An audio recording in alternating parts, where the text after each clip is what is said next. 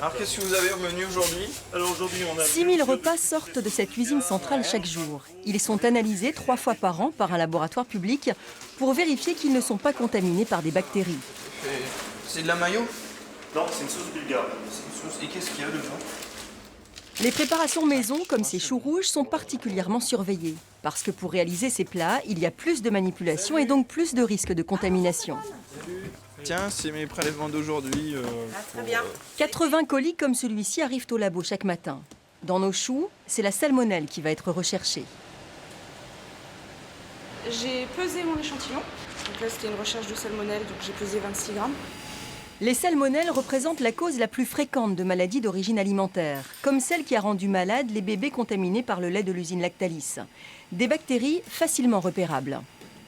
Sur des boîtes ici, on va par exemple observer des colonies très typiques de salmonelle, donc des colonies mauves, violettes.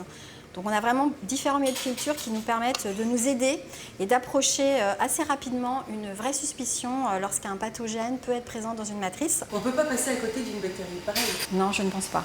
En plus, on est aidé par la réglementation et tout un tas de directives qui nous aident dans le choix des analyses à réaliser sur les matrices.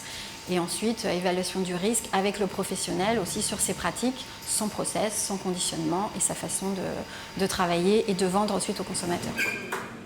Après 48 heures de culture, les biologistes sauront si le chou est contaminé ou non par la salmonelle. En réalité, très peu de prélèvements s'avèrent infectés. Dans ce labo, sur 5000 analyses par an, moins de 5 sont positives à la bactérie.